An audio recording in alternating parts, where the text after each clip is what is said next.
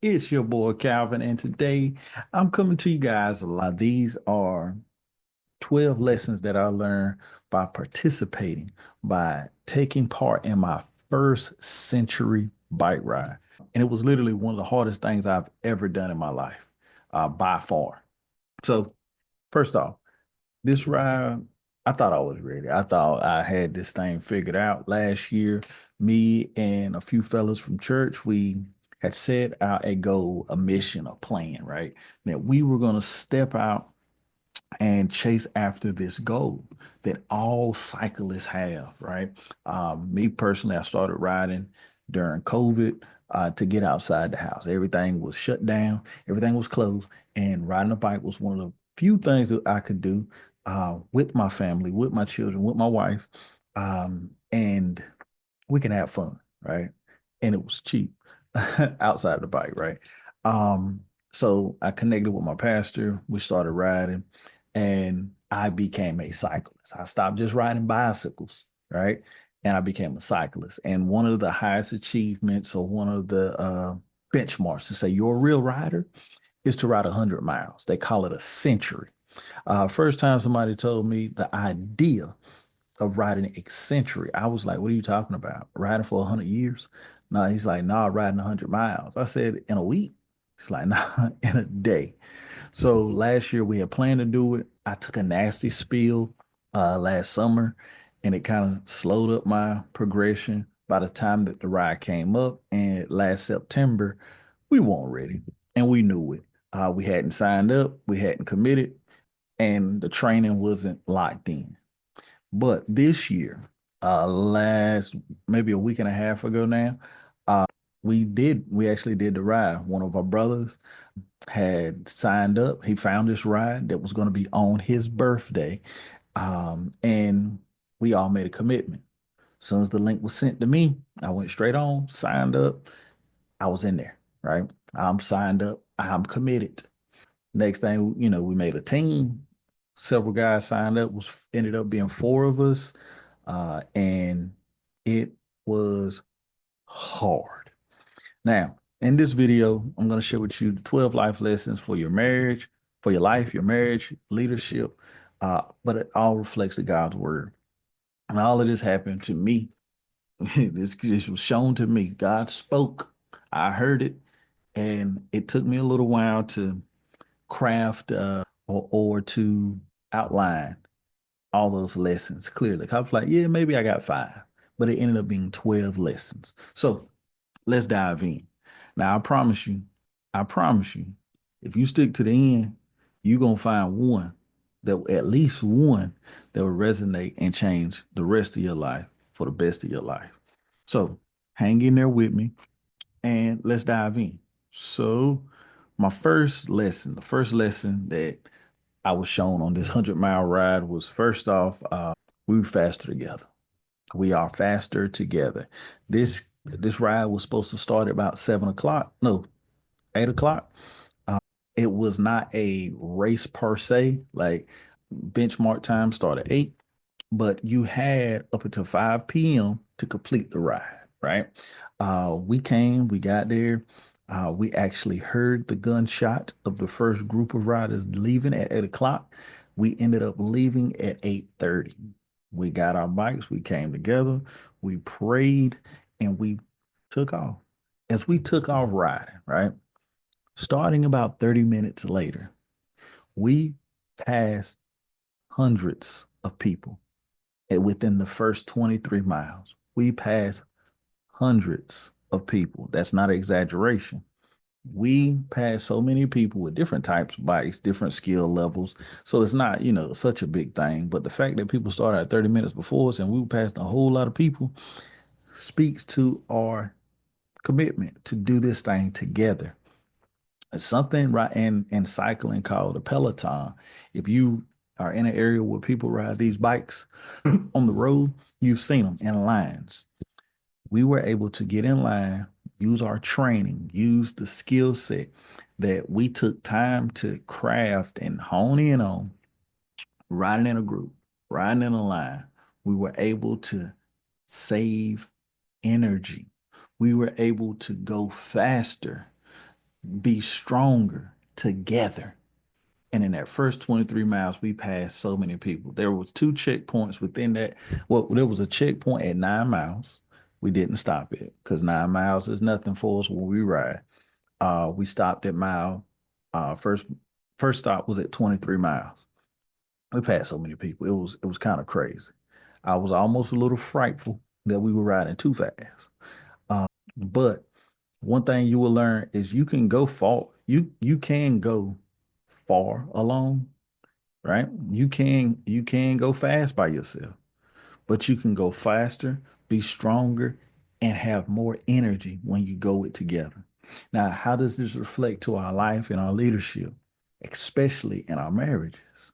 Well, glad you asked.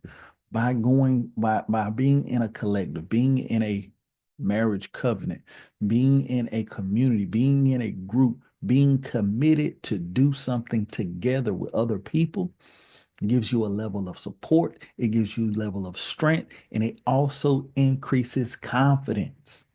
When one is the leader in a peloton in a bike ride, the one in the front takes the brunt of the pressure, right? They take the brunt of the force of the wind, of the elements. We had to deal with rain, we dealt with cold, we dealt with temperature, we dealt with other riders.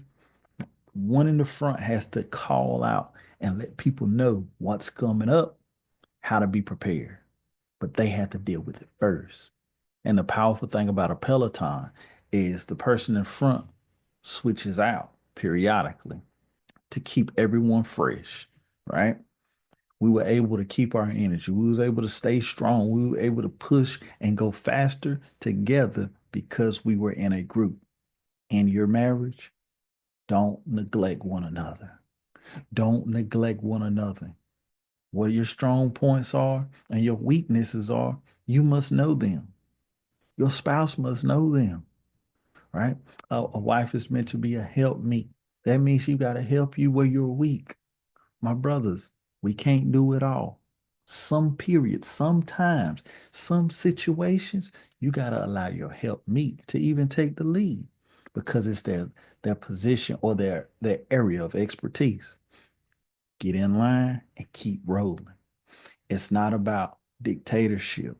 It's about being productive and what's best for your house. Lead, lead effectively, and ride in a group so you can go stronger together. That's number one.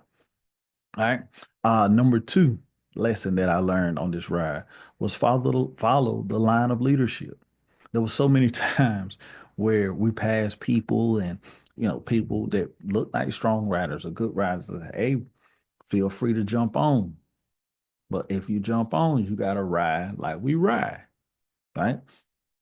Some people, one guy jumped on, right? He jumped on our group and he rode with us for quite a bit. And this follow the line of leadership. This speaks to success structure because success always follows structure. Our God is not a God of confusion. Submission to godly leadership will keep you in line and keep you protected. Let me say that one more time. Submitting to godly leadership keeps you keeps you aligned or in alignment, and it keeps us protected.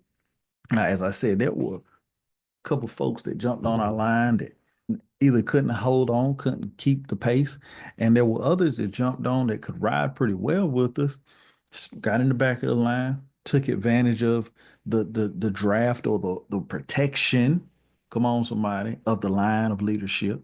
But when it came time for them to get to the front and take the brunt, because they had got their energy, this one brother in particular, had their energy up, and they were about in the second position in the line, and they were about in the second position of the line. They said, "Hey, man, I think I'm gonna peel out. I think I'm gonna go and push on." Okay, cool. Be safe, brother. This guy, he jumped out our line. He took our ride as hard as he could, and one of our brothers was leading the line, and my pastor was behind him. My pastor is awesome. He's an amazing man of God, and he can ride that bike. But I digress. Um, my brother Justin was in the lead, and he saw the guy jump out and take off, and he kind of sped up. My pastor said, hold on, you're leading, not him. You're leading. Keep riding at your pace. Trust me, what he's doing won't last long. And that hit. That hit. This was one of those times where God was speaking now. So what happened was we seen this guy, he take off on his real nice, real expensive bike, couple $1,000. Nice bike, take off. And my pastor said, just watch, we're gonna pull him back in. This dude jumped out. He looked like he might have got even as far as a quarter mile ahead of us because it was a pretty flat area. We could see kind of far. And before long, slowly but surely, we caught up to him. We caught up to him, and he ended up right back in the same position that he was in before because we kept our pace, we kept our energy, we kept our same focus, and we were all in a line of protection. And we listened to our leadership. Well, we didn't get out there and hurt ourselves. We didn't get out there and push too hard too fast and wear ourselves out. And the funny thing is, when this brother came back, he said, wow, man, I probably should have just stayed back here with you guys and stayed in the group. And it's like, yeah, stay in the line of protection, stay in the line of leadership. You'll be protected, you'll stay in alignment, and you'll win. And that was our second. Excuse me. Well, let me check, make sure we ain't got no comments, takeaways, thoughts. Um, boom, boom, boom, boom, boom. All right. So good, good, good. All right. So number before I get into number three, let me tell you guys something. If you're listening to this and these first two have maybe spoken to you, right? Have spoken to you. I want you guys to know that I am hosting a free masterclass this Sunday where I go deeper into the top 5 things that are keeping Christian leaders burned out. They're keeping them dealing with frustration and imbalance, whether it's in your faith, whether it's in your marriage, or even walking in your purpose. The link is in the pinned comment at the top. And only thing you have to do is click the link, check it out for yourself, register, and we'll see you on Sunday. And that link is https semicolon slash slash, or should I say holisticchristian.com/ class dash opt-in. All right. That's holisticchristian.com/ class dash opt-in. All right. No, let's get back to this list. So number three, number three thing that God showed me, a lesson that I got from this ride, this 100-mile push, was that first off, I'm a frame this one by focusing on the terrain. Where I live in North Carolina, I stay in like the middle region. It's called the Piedmont region. There's a lot of hills. See, North Carolina is fun. All right, we got everything. We get all 4 seasons, but we don't get them just throughout the year. We get them in a week. We have beaches, we have flatlands, we also have hilly lands, and we also actually have mountains, right? We have everything you're looking for. If you like the beach, we got it. If you like the mountains, we got it. If you like in the middle, guess what? We got that too. So where I live, we stay towards like the Raleigh area. So it's hills, right? And through dealing with these hills or riding, we are used to riding a certain amount of elevation. We can ride a 30-mile, 40, about 50-mile ride and have like 2,000 feet of elevation. That means that as we ride, we end up going up 2,000 feet on the course of a bike ride. It's kind of crazy. That's the equivalent of going up a mountain. Now, where we rode this bike ride was on the coast. It was flat. It was flat. So in our mindset, we're thinking, well, we're used to riding the mountains. Well, not mountains. We're riding these big hills, right? We should be fine riding further with less hills, right? This is where I got my third revelation. Every terrain brings different obstacles. That's flatlands, hills, wind, everything. All right. Now, this mirrors seasons in our lives and in our relationships. Don't, I'm gonna say it like this. Don't expect the same strategies that worked to work everywhere. Come on, somebody. Say it one more time. Don't expect the same strategies that once worked to work everywhere because different terrains bring different obstacles. Now, one thing I tell you about this for sure, when we're riding on these mountains, mountain-like hills, right? Um, it get tough. It gets tough. We have to push our muscles. We use a lot of power and momentum to get up these hills, right? But on the flats, it's like, man, I can catch so much speed. I'm on the flats. We good. Now, this is the thing we learn. I learned. I'm gonna be personal. I learned on this is that there is no benefit on riding on flats. Yes, you can get speed, you can, but that brings its own level of obstacles, right? The thing about riding on hills is if you go up a hill, you get the opportunity to ride down a hill, right? It's a trade-off when you're riding on flats. The thing is, when you stop pedaling, there is no cruising. There is no cruising downhill. There's no cruising, right? Even if you have a slight decline, you can build momentum riding down. On the flats, when you start pedaling, you stop. It's different. We had to keep moving our legs the entire time. And then there were obstacles where the wind came into play, where when we made a left or a right turn, now we're riding against the wind, and the wind's coming right off the ocean. It's blowing. And we went from riding 19, 20 miles per hour to like six, but it was an obstacle that we had to prepare for. But how do you prepare for obstacles? By learning the lessons on the obstacles that you deal with anyway, right? It's not so much about everybody says this, but I want this to ring true. I want you to catch it. It's not about the destination. It's about the journey. That means when we're pushing, we're fighting the hills, there's lessons to be learned, right? Principles to be learned on the hills that we can use fighting the wind. How does that reflect to our life, our relationships, or different seasons in our life? The lessons we learn. We must be mindful. We must be thoughtful, must understand that, hey, troubles may come, situations may shift, but they're the lessons that have we've been through, the battles, the trials, the tribulation. That fight has prepared you for what's coming. You just have to remember those lessons and realize that the strategy may shift, but principles remain true. All right.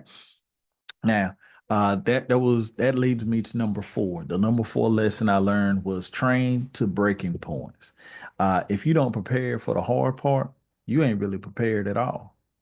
So, 2 weeks before our bike ride, me and my pastor said that, hey man, we've been riding these 40s and 50s on these hills and stuff, but we gotta break out and get like a 65, a 70 ride in to be ready. And I've been shouting that for a while, right? So my thought process was, okay, what I must do is push my body until a breaking point, right? Train to a breaking point so that whenever I get a cramp, whenever I feel that hurt, whenever I'm in pain, it's not the first time. I have prepared my mental, my mind to know what this pain is early and know that I can still go through it. Come on, somebody. Come on, somebody. By training this way, it builds us spiritually, mentally, and emotionally for endurance. Now, you may be saying, all right, I get that on the bike ride, right? Because first off, I give you a quick story. So as we did this 65, well, it ended up being 66 miles with heavy elevation. Me and my pastor rode, great ride, going together, fairly decent pace, just me and him switching off, right? On the way back, where we parked it put us right at about 54, 55 miles. And my pastor On his way back, he's gonna fly. I caught a cramp around 50. He left. He said, I said, bro, just go ahead. We good. He said, all right, I'll meet you at the truck. I said, cool. He called me. I'm like a mile away from the parking lot. Now, mind you, the point was for us to go ahead and get 60, 65. So we already had said where the car's parked, we have to go the other way to pick up another 16, 14 miles, right? So we could end up at like 66, 67. He called me. He's like, hey man, I'm at the parking lot, but I'm gonna go ahead and chase to 60. I said, brother, keep going for sure. I'm coming too, but I'm gonna be coming at my own pace because I gotta fight this crown. He said, cool. So he pushed, I pushed, we met back up. He ended up having to dip out because they had a meeting. But as we came back, as I came back, I realized something as I continued to push my body, mind over matter, spirit over flesh. Come on now. You can force your body to do some things that you didn't think it was possible, right? Well, you didn't even think it was possible. And that's exactly how we train. And that builds endurance. That builds that fortitude. That builds the ability to push when your body is screaming out, stop. Don't do it. You can't do it. When the world is screaming that you can't do it, how have you been building your faith? How have you been building to that breaking point? Now, we talking about bike rides, we pushing them pedals, but we're talking about your life, your marriage, your relationships, your leadership. Are you fasting for your family? Are you fasting for your business? Are you spiritually building the strength necessary? That's prayer, fasting, reading, right? Development to grow, to have the fortitude to stand strong, no matter how hard the wind's blowing, no matter the circumstances, no matter the pain, right? Have you been standing in the gap for your people? That's true leadership. Fasting builds so much spiritual strength. It's a superpower, but many of us don't take advantage of it because it's hard, it's painful, but we must train to our breaking point so that we don't break at the point of breakthrough. Come on, somebody. We got to train through the breaking point so that we don't quit at the point of our breakthrough, which leads me to number five. The number five lesson I've learned on this ride was when your body breaks, your spirit got to drive. When your body breaks, the spirit got to drive. My pastor told me and around mile 54, well, actually mile 45, something like that, one of my brothers caught a cramp, right? And I'm like, yo, Justin, bro, just keep pushing. I said, it's mind over matter right now. Your body, your body is your body. You can control it. It's fighting you right now. And it's going to keep fighting you. Just keep pushing. I'm right here. Talk to him. My brother, he keep pushing. We get to our stopping point at like 48 for a rest up. Got mustard, pickle juice, a candy, electrolytes, all of that, right? But it was a mental fight that he had to fight. Now, he got back on that bike. He kept pushing. 10 miles later, cramp jump on me. I had to remember those lessons. I had to remember what I just said. And I trained for the breaking point. So when the cramp happened, I knew I couldn't stop. I knew I had to push, but I knew it was still going to hurt. And it did. Your flesh may be weak, but the spirit, the spirit of God that lives within you and is purpose and that God has purpose within you can push beyond the limits that you even think are possible. That's a fact. My pastor told me on the ride around 73 because I had another cramp. He said, sometimes he said, son, brother, you got to beat your body into submission. Let it know who's in charge. He said, my body, I don't get cramps like that because my body know I ain't gonna stop anyway. You got this. Man, that breaking point was nothing more than a comma in the sentence. It was a comma a semicolon maybe in the journey, long pause, right? In the journey. But guess what? We kept pushing. We kept pushing. We kept fighting. We kept rotating them pedals. We never stopped. And that brings us to number 6, right? Because I caught cramps. My brother Justin caught some cramps. My brother Mallory caught some cramps. The birthday boy, he caught cramps. But guess what? We kept going.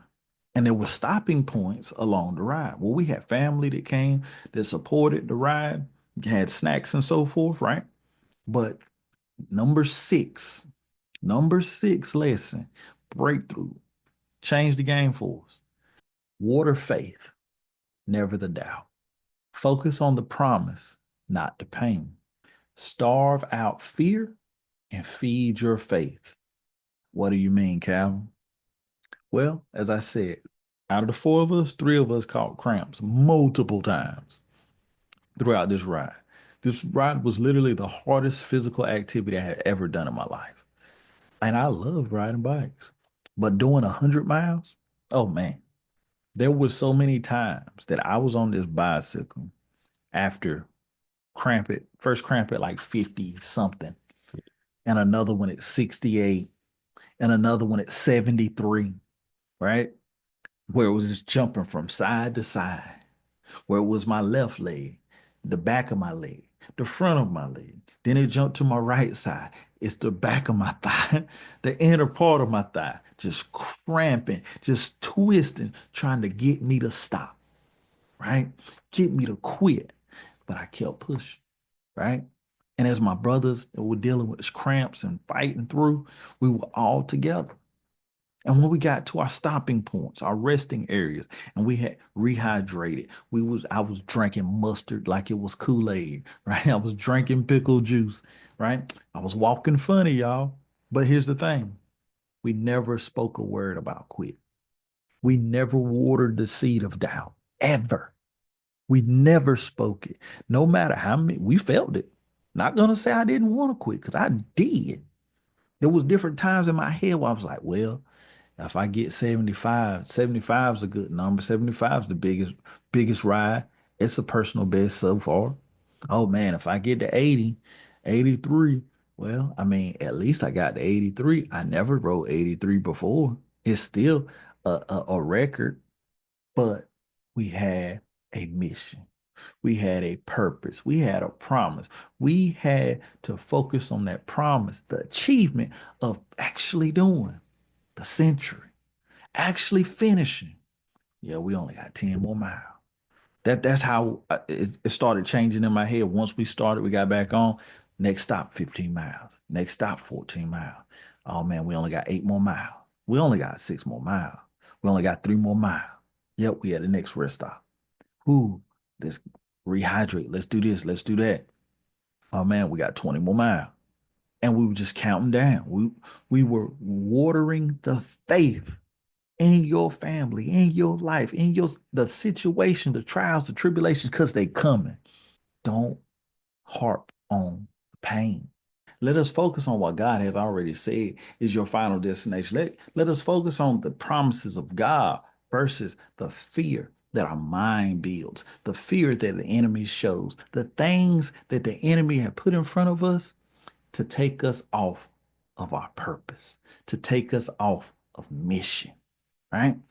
Now, another secret, another amazing lesson or takeaway was number 7. Number 7, y'all, that community is your secret weapon.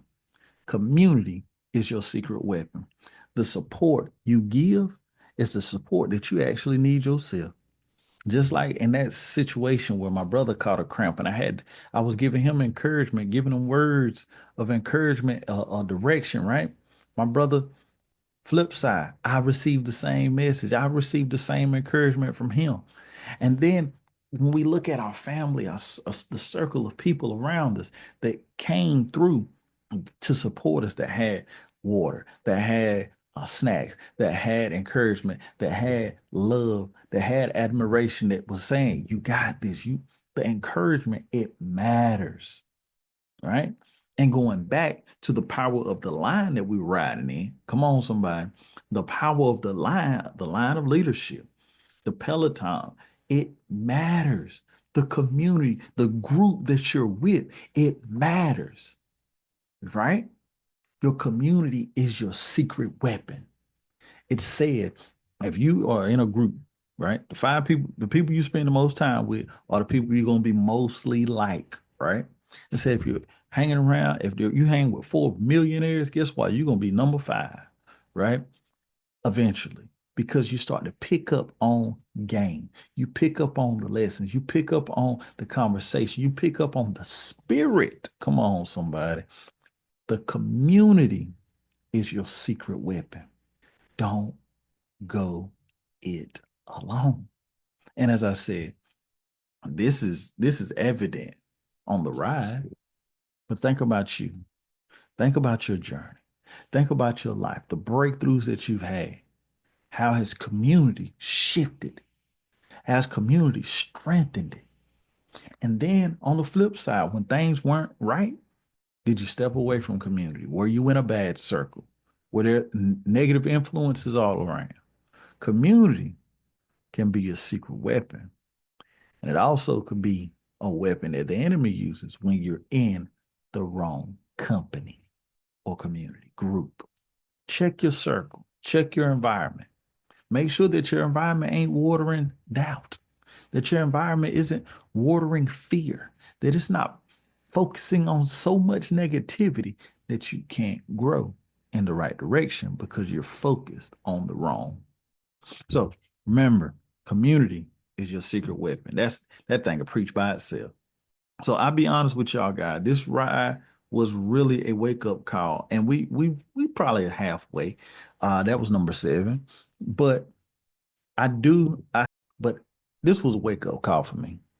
The real change came when I started to apply biblical frameworks and principles to my life, and that's exactly what I'm gonna be teaching this Sunday in this program that is going to change so many lives because it's changed mine. And I have multiple testimonies from other individuals that I have shared these with in the past. I'm sharing with all of you on this free masterclass this Sunday that you can become a better husband, a better wife. You can be a more effective leader, right? You can be the person that God has called you to be, right? Even if you feel like you've been walking around with a mask on, pretending to be something that you're not, because you've been suffering in secret. You've been hiding the truth and you need help. If that's you, you need help, you need that breakthrough, click the link below. It's in the description, it's in the comment section, and register for this event and invest nothing more than an hour and a half for your family, for the future you and the future that God has in store for you. So remember, links below, lock in. Now, that leads me to number 8. The number 8 secret, the feedback, takeaway I got from riding 100 miles on a bicycle, y'all, was listen to the voices that you've been ignoring. Listen to the voices that you've been ignoring. But whose voice is that? It's yours. If you are a pastor, you are a preacher, you are a person that works in ministry that serves others. There are many times that we preach messages. We have crafted messages that God has given us, right? But the truth is, when God gives us a message, he deals with us first. And a lot of times after we stand up, we preach, we deliver that word, the word that God has given us. Afterwards, we don't even think about it anymore, right? We don't even think about it anymore. And why did this come to my head? Right? As I'm on a bike ride, because I needed a message that I spoke earlier on the ride when I was telling my brother and encouraging him through his cramp. Whenever I caught that cramp, I had to listen to that voice. I had to hear that same message. Yeah, I had brothers and sisters that encouraged me, but I remembered those words because I remember David when he was in Ziklag, right? And everybody was against him. He had to encourage himself in the Lord. And we have to remember those messages that we've used to encourage others because of 9 times out of 10, God has helped you through it before. That's how you were equipped to talk someone else off the ledge, to help someone else come through that breakthrough and finally get what God has called them to, right? For those moments when you're out, like I was on that bike ride, periodically, you find yourself by yourself, right? Or at least there's so much space in between you and your brothers, and it feels like you be alone. That's when it's your inner voice that you have to tame, right? Make sure that your inner voice, that positive, that one that you've been ignoring, that you don't ignore the voice that God has given you to encourage you. So remember those messages, right? You've been preaching, you've been teaching, you've been helping others. It's time that you hear and obey those same words for you. And it's a game changer. It is truly a game changer. Which leads me to number 9. We almost home, y'all. Number 9. The team, the team, your people, your group in the Peloton, they can see stuff too, right? Because the leader's responsibility is to call out obstructions, holes, cars, traffic, other riders on the road, right? If you're leading, it's your responsibility. But at times, someone may have a different vantage point and they may see an obstacle before you do. Who, Jesus? Your perspective may be limited. Let's trust the voices that are around us to protect us from our blind spots. That thing was good to me. That thing was good to me. I'm sorry. I had to digest that one again. Because there were times we were on this bike ride and the person that was in front that was leading was pushing. They were pushing hard. And we had a great speed, great pace, right? But their focus at the time might have been on speed. It might have been on keeping their tire in alignment, keeping their focus and staying in line, right? And they didn't see an obstacle. And there was times that my pastor was in the back and he called out, hey, boom, boom, boom.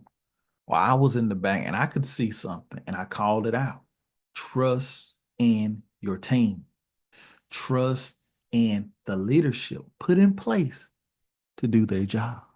Because if you don't trust them, they can't do what they were called to do. We have to give that level of grace. You got to give them that rope. You got to give them that space.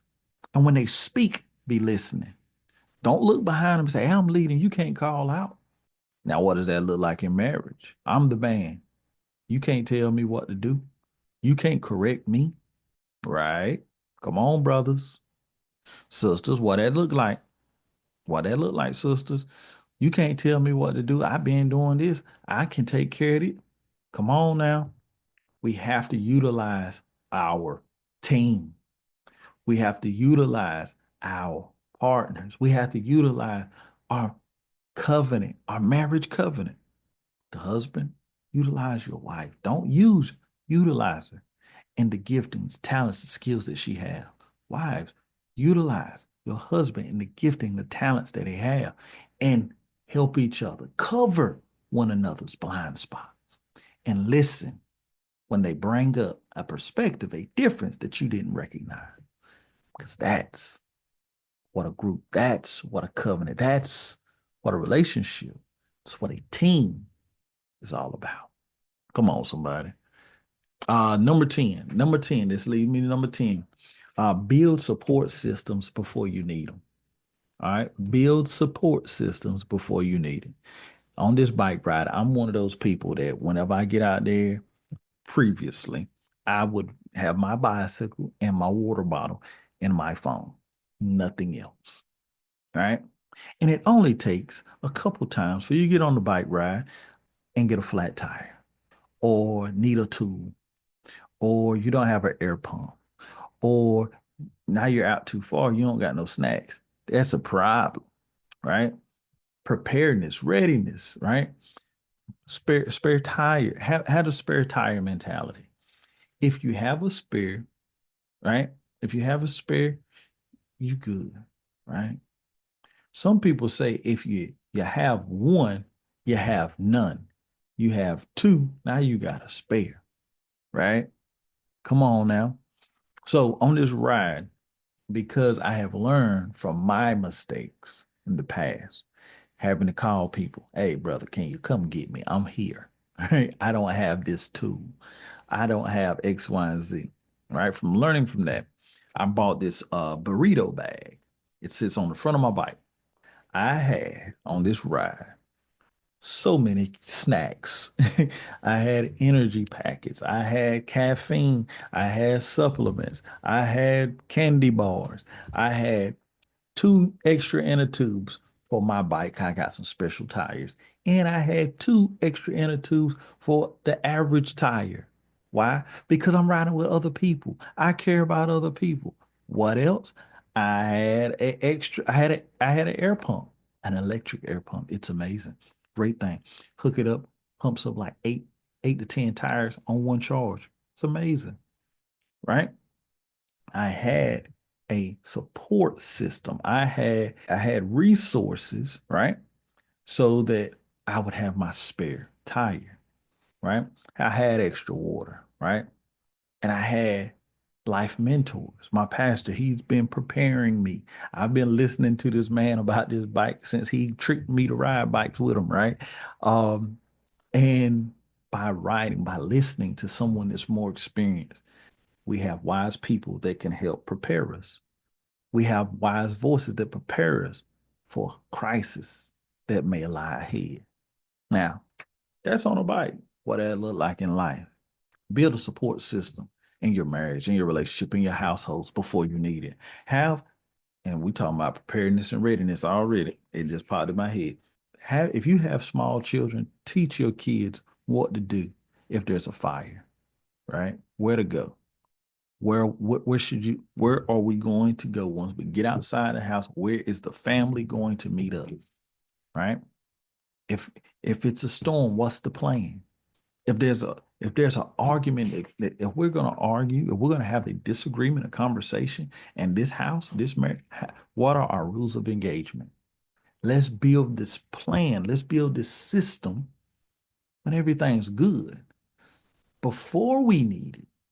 Thus, when we need it, there is no, oh my, you went too far. You hurt my foot. You get the rules of engagement, right? And that came in through training. Now, the reason I say that, when I was on this ride, it was a lot. It was a lot. It was painful. It hurt. It was stressful, right? It was stressful, but it was nothing that I hadn't seen before. It's nothing that I hadn't experienced. What it was a continuation. It was a process going further than I ever had went before that caused me to see things a little bit different, to see it from a different vantage point. So my brothers and sisters, build a support system. And that leads me to number 11, prepare, prepare, prepare. What you do before the ride determines how you finish it. Come on. What you do before the ride determines how you will finish it. Setting goals, how are you preparing for that goal, will determine how you will act, how you will receive that end result, right? The same goes for relationships, marriages, leadership, right? Life. Prepare. Prepare before the ride. That way, their actions, your behavior, your tendencies, your habits have been crafted with the end in mind. We must prepare for the end.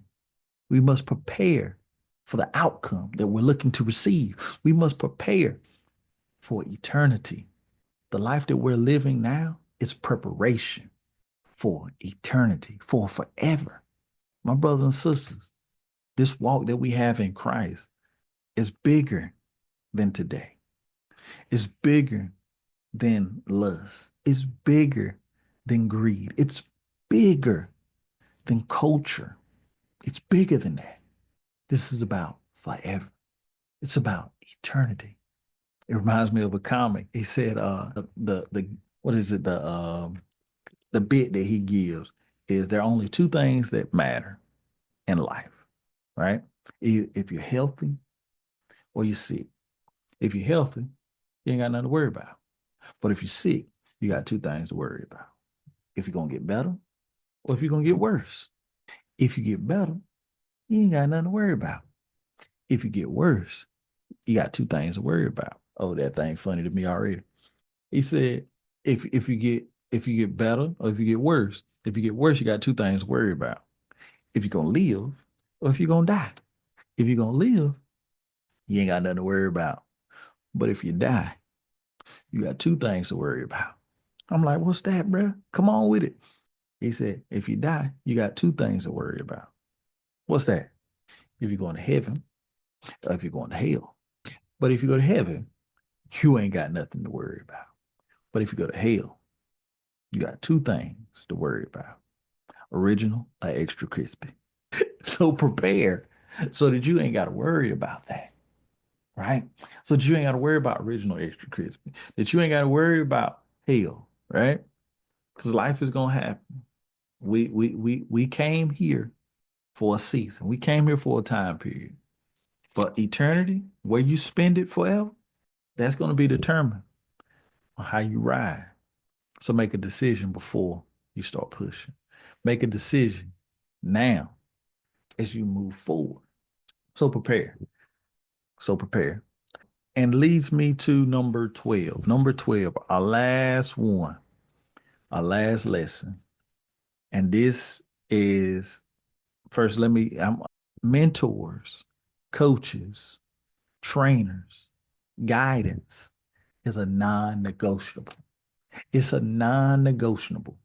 Every champion needs a coach. Every marriage, every business, every life without outside guidance, without good counsel, is vulnerable. On this bike ride, I learned that my pastor is a phenomenal man. He is a true champion. And he guided us. He led us from the front. And he led us from different periods where he was in the back by giving us opportunities to grow and to develop, to push, to thrive, to grow, right? You got to have a mentor. You got to have someone that's further along than you that can give you the insights, the nuggets, the takeaways when it comes to marriage, when it comes to business, when it comes to life itself. Get help. Seek help. Seek good counsel. Because on this ride, I'm telling you without a shadow of a doubt, God saw us through. He saw us through. Mentorship, development, training, preparation, faith saw us through. And what else? A leader.